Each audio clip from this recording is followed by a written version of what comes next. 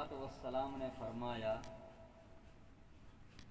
शरीयत कुरान हमारे सामने है, दुनिया हमारे सामने है। इन तमाम चीज़ों के सामने होते हुए सबसे ज़्यादा अक्लमंद, सबसे ज़्यादा समझदार इंसान कौन है? हम तो दुनिया के एतबार से समझदार इंसान किसी और को समझते हैं, किसी और को सोचते हैं, लेकिन नबी अलैहिस्सलातु वस्सलाम फरमाते हैं, अल-कय्यिसु मन दाना नफ्सहु व अमिला लिमा बअदल मौत।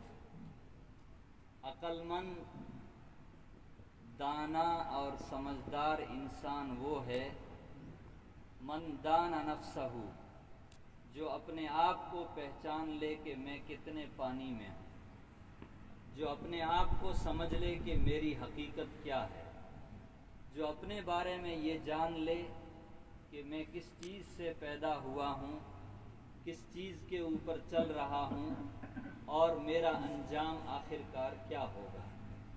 अल-कय्यिसु मन दाना नफ्सहु, पहली चीज़ नबी अलैहिस्सलातु वस्सलाम ने ये बतलाई, जो अपनी ज़ात को पहचान ले, जो अपने आप को अच्छी तरह समझ ले, ओळख ले, मन दाना नफ्सहु, वो अक्लमंद है। दूसरी चीज़ नबी अलैहिस्सलातु वस्सलाम ने फरमाई, व आमिला लिमा बअदल मौत। दुनिया के अंदर हम आए हैं, हमारा दिमाग भी काम करता है, हमारी आँखें भी काम करती है, हमारे कान भी काम करते हैं, हमारे हाथ भी काम करते हैं, हमारे पाँव भी काम करते हैं अल्लाह के फजल करम से। नबी अलैहिस्सलाम ने फरमाया, हाथ अपना अमल कर रहा है, दिमाग अपना अमल कर रहा है, पाँव अपने अमल कर रहा है, पेट के अंदर के आज़ा अपने आमाल और अपने काम कर रहे हैं, लेकिन समझदार इंसान वो है, आमिला लिमा बअदल मौत, मौत के बाद जो ज़िंदगी आने वाली है, वहाँ कौन से आमाल काम आएंगे, वहाँ कौन सी चीज़ें काम आएगी, दुनिया में रह करके माँ बादल मौत के लिए वो तैयारी करे और आमाल करे। नबी अलैहिस्सलातु वस्सलाम ने ऐसे इंसान को सबसे अक्लमंद और सबसे समझदार करार दिया। इसलिए हम लोग अपनी हकीकत को, अपने आप को पहचानने की कोशिश करें, और अगर नहीं पहचान सकते हैं, पहचानने वाले, जानने वाले लोगों से पूछें, हमारी हकीकत दुनिया के अंदर क्या है, मरने के बाद हमारी हकीकत क्या होगी, दुनिया की ज़िंदगी में हमें क्या करना है, और मरने के बाद हमारे काम आने वाले आमाल कौन से। अल-कय्यिसु मन दाना नफ्सहु व अमिला लिमा बअदल मौत। बुजुर्गों, ये कोई आज एक जनाजा नहीं है, हर रोज़ हम कब्रिस्तान के अंदर आते हैं, अपने रिश्तेदारों को दफन करके वापस चले जाते हैं। 3 दिन, 5 दिन, 10 दिन गम होता है, उसके बाद में सब भूल जाते हैं। हमारे आबा व अजदाद कितने चले गए, हमारी नस्लें उनको भूल गई, कोई उनको याद करने वाला भी मौजूद नहीं है। हम भी एक दिन ये दुनिया छोड़ करके चले जाएंगे। अगर हमारे आमाल अच्छे रहे, अगर हमारे अखलाक अच्छे रहे, अगर हमारे मामलात अच्छे रहे, अगर हमने अल्लाह के लिए, अल्लाह के रसूल के लिए, मखलूक के फ़ायदे के लिए दुनिया के अंदर रह कर के काम किया, हमारे मरने के बाद नस्लें हमें याद करेगी। और अगर हमने दूसरों को तकलीफ़ पहुंचाई, अपने अखलाक को अच्छा नहीं रखा, अपने आमाल को अच्छा नहीं बनाया, 3 दिन के बाद, 5 दिन के बाद, 10 दिन के बाद, साल के बाद हमारे रिश्तेदार भी हमको भूल जाएंगे। इसलिए हम दुनिया की ज़िंदगी ऐसी गुजारें कि मरने के बाद नस्लें हमको याद करें, और ऐसी ज़िंदगी गुजारें कि हमारी अगली ज़िंदगी इस ज़िंदगी की वजह से कामयाब हो जाए। ये तो खेती है, हमें आखिरत के अंदर इस खेती को काटना है। यहाँ हम जैसी खेती बोएंगे, आखिरत के अंदर उसी तरह की खेती हम काटेंगे, और उसी तरह के हमारे आमाल होंगे। तो जैसे आमाल होंगे उसी के मुताबिक हम खेती काटने वाले बनेंगे। अच्छे आमाल किए हैं तो अच्छा ठिकाना, बुरे आमाल हो गए खुदा न खास्ता, बद अखलाकियाँ हो गई, बद आमालियाँ हो गई, मामलात हमारे साफ नहीं रहे, तो बुजुर्गों हमारा ठिकाना अच्छा नहीं होगा, बल्कि हमारा ठिकाना बहुत बुरा होगा। ये चीज़ اور اس کے ساتھ اس موقع کے اوپر ہمیشہ کہی جاتی ہے یہ بات کہ خوشی کا موقع ہو، غمی کا موقع ہو، زندگی کا کوئی شعبہ، زندگی کے جس ماحول میں، زندگی کے ہم جس شعبے کے اندر رہیں، قرآن اور حدیث نے ہماری ہر جگہ رہبری اور رہنمائی کی ہے۔ ہم یہ سوچتے ہیں کہ قرآن اور سنت کے اوپر ہم عمل کریں گے تو دنیا کے لوگ کیا کہیں گے؟ بزرگوں، وقتی طور پر ہو سکتا ہے ہم کو لوگ برا بھلا کہیں، لیکن انشاءاللہ قرآن اور حدیث کے مطابق ہم اعمال کرنے کی کوشش کریں گے، غمی کے موقع پر بھی، خوشی کے موقع پر بھی، تو انشاءاللہ اس کی وجہ سے اللہ کے یہاں بھی ہم سرخ رو ہوں گے اور دنیا کے اندر بھی ہم دوسرے لوگوں کے لیے نظیر اور مثال بنیں گے۔ اس موقع کے اوپر جو سب سے بڑی چیز ہوتی ہے، جو ثواب کی چیز ہوتی ہے، وہ یہ ہے کہ اگر کوئی آدمی بیمار ہو جائے ہم اس کی عیادت کے لیے جائیں، بہت بڑا ثواب ہے۔ نبی علیہ الصلوۃ والسلام نے فرمایا کوئی مسلمان بیمار ہو جائے اور دوسرا مسلمان اس کی عیادت کے لیے صبح کو جائے، شام تک 70,000 فرشتے اس کے لیے رحمت کی دعائیں کرتے ہیں۔ شام کو جائے، صبح تک 70,000 فرشتے اس کے لیے رحمت کی دعائیں کرتے ہیں۔ یہ سب آخرت کی چیزیں ہیں، اگلی زندگی میں کام آنے والے اعمال ہیں، دنیا میں ہم کو نظر نہیں آتا، اس لیے ان چیزوں کی ہمیں اہمیت بھی نہیں ہوتی ہے۔ اگر کسی کی موت کی خبر مل جائے تو اس کو غسل دینے میں، اس کو کفنانے میں، اس کو دفنانے میں، اس کی نماز جنازہ کے اندر شریک ہونے کی کوشش کرنی چاہیے۔ اگر کوئی زیادہ تقاضا نہ ہو تو اس کے اندر ضرور شریک ہونا چاہیے، ورنہ محلے میں سے، گھر میں سے ایک آدمی بھی آ جاتا ہے تو فرض تو ادا ہو جاتا ہے۔ لیکن اگر آپ فارغ ہیں، ہماری رشتہ داری ہے، ہمارا ان کے ساتھ تعلق ہے، ہماری ان کے ساتھ محبت ہے، تو ہمارا یہ حق ہے کہ ہم ان کے نماز جنازہ کے اندر شریک ہوں۔ نبی علیہ الصلوۃ والسلام نے فرمایا جو غسل میں بھی شریک ہو، کفن میں بھی شریک ہو، نماز جنازہ میں بھی شریک ہو، دفنانے کے اندر بھی شریک ہو، اس کو 2 قیراط کا ثواب ملے گا۔ صحابہ کرام نے پوچھا نبی علیہ الصلوۃ والسلام سے کہ 2 قیراط کتنے ہوں گے؟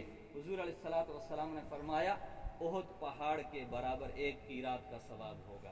اب جو لوگ حج کر کے آئے ہیں، عمرہ کر کے آئے ہیں، وہ دیکھ کر کے آئے ہیں مدینہ منورہ کے اندر جو احد پہاڑ ہے اس کی لمبائی 6 کلومیٹر ہے اور اس کی چوڑائی تقریباً 3 کلومیٹر ہے۔ تو ان چیزوں کی، ان اعمال میں شریک ہونے سے اللہ تبارک و تعالیٰ کل قیامت کے دن ہمیں اتنا بڑا ثواب عنایت فرمائیں گے۔ اس لیے ان چیزوں میں شریک ہونا چاہیے۔ اور اس کے بعد صرف ایک چیز رہ جاتی ہے، وہ کیا رہ جاتی ہے کہ جس گھر کے اندر انتقال ہوا ہے ہم جا کر کے ان کو تسلی دیں، ان کی تعزیت کریں۔ اور ایک مسئلہ آپ کو، ہم کو سب کو معلوم ہے، روزانہ بتایا جاتا ہے کہ عورت کے علاوہ کسی بھی میت کے اوپر 3 دن سے زیادہ غم نہیں کرنا چاہیے۔ 3 دن کا غم ہے۔ کتنے دن کا؟ 3 دن کا غم ہے۔ ہمیں یہ کوشش کرنی چاہیے کہ جس گھر کے اندر کسی کا انتقال ہوا ہے ہم 3 دن کے اندر اس کے یہاں جا کر کے ان کو تسلی دیں، ان کی تعزیت کریں، ان کو یہ کلمات کہیں جو بھی اپنے زبان میں کہے جاتے ہیں، وہ بھی بہت اچھے کلمات ہیں۔ اللہ تبارک و تعالیٰ کی مرضی ہے، اللہ نے جب تک زندگی دی وہ زندہ رہے، جب ان کی موت کا وقت آ گیا وہ چلے گئے۔ نبی علیہ الصلوۃ والسلام نے اپنی بیٹی کو تعزیت کرتے ہوئے، تسلی دیتے ہوئے یہ فرمایا تھا ان للہ ما اخذ، اللہ ہی کے لیے ہے جو اللہ نے لے لیا، اور اللہ ہی کے لیے ہے جو اللہ نے دیا۔ ہمیں تو یہ حکم ہے کہ ہم صبر کریں۔ ہم کیا کریں؟ صبر کریں۔ تسلی کے لیے، تعزیت کے لیے ہم آئیں تو ہمارے کلمات بھی ایسے ہونے چاہیے، الفاظ ایسے ہونے چاہیے کہ سامنے والے کو تسلی ملے۔ ایسا نہیں کہ ہم آ کر کے ایسا انداز، ایسے کلمات اور ایسے الفاظ اختیار کریں کہ تسلی کے بجائے اس کا غم اور بڑھ جائے۔ یہ تسلی نہیں ہوتی، یہ تعزیت نہیں ہوتی ہے۔ ہم ایسے کلمات کہیں کہ ہم کو بھی تسلی ملے اور جن کو صدمہ ہوا ہے، جن کو غم لاحق ہوا ہے، ان کو بھی تسلی ملے۔ اب ہمارے یہاں پرانے زمانے سے، اس لیے کہ ہم ہندوؤں کے ساتھ رہتے تھے، راجپوتوں کے ساتھ رہتے تھے، تو ان کے یہاں غمی خوشی کے جو رواجات، جو رسومات تھیں، وہ ساری کی ساری ہمارے معاشرے میں آ گئی، ساری کی ساری۔ ہم نے عبادات کو تو قرآن اور حدیث کے مطابق بنانے کی کوشش کی، لیکن معاف کرنا، ہم نے اپنے معاملات کو غمی اور خوشی کے مواقع کو اب تک شریعت کے مطابق بنانے کی مکمل کوشش نہیں کی۔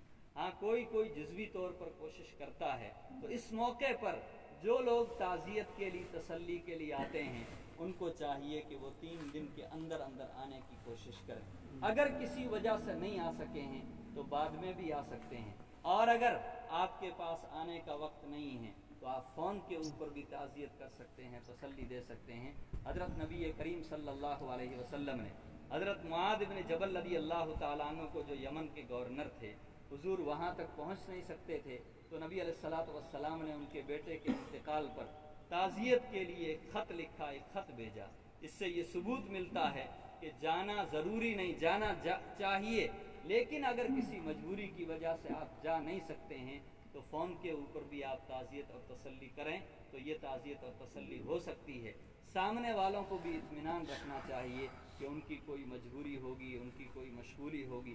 آج دنیا میں لوگوں کی اتنی مشغولیاں ہیں کہ کوئی اس طرح کا لمبا کام کرنے کے لیے، لمبا سفر کرنے کے لیے لوگوں کے پاس عام طور سے فرصت نہیں ہوتی ہے۔ تو اگر ہمارا کوئی رشتہ دار نہ پہنچ پائے اور وہ فون پر ہی تعزیت اور تسلی کرے تو اس کو بھی ہم برا نہ سمجھیں۔ تو یہ چیز ہم اختیار کرنے کی کوشش کریں کہ 3 دن کے اندر آنے کی ہم زیادہ سے زیادہ کوشش کریں، اور جس گھر کے اندر انتقال ہو ان لوگوں کو، آنے والے مہمان مالدار بھی ہوتے ہیں، آنے والوں کے اندر غریب بھی ہو سکتے ہیں، آنے والوں کے اندر متوسط قسم کے بھی ہو سکتے ہیں، ہم اس نیت سے نہ جائیں کہ ان کے یہاں جا کر کے کھانا کھائیں گے، اور سامنے والوں کو بھی اصرار کے ساتھ اور اہتمام کے ساتھ اس طرح کا انتظام نہیں کرنا چاہیے۔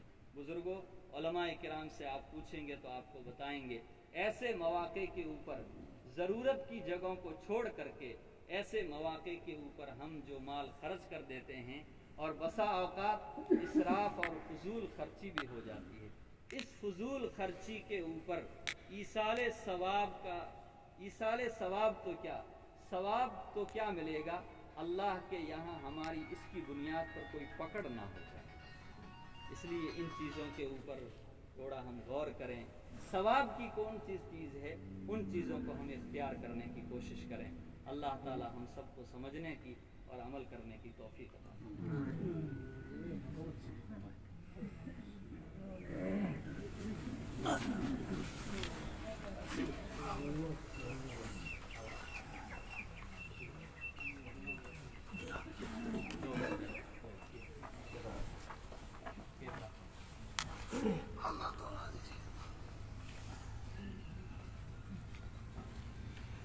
شیر محمد صاحب طرف اعلان ہے، عبدالرؤف بھائی ایک زمانے تک بیمار رہا، اور علاج رو مسئلو، خرچہ رو مسئلو اور بیجی ضروریات بھی ہو سکے۔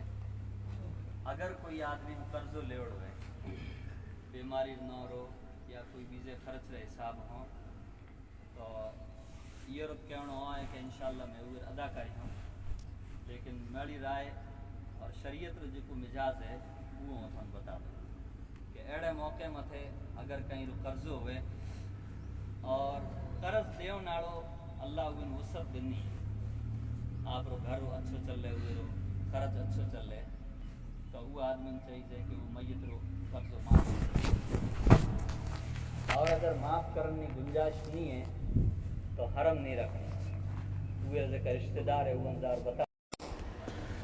Thanks for watching. Don't forget to like, comment, share and subscribe to Al Wahid channel.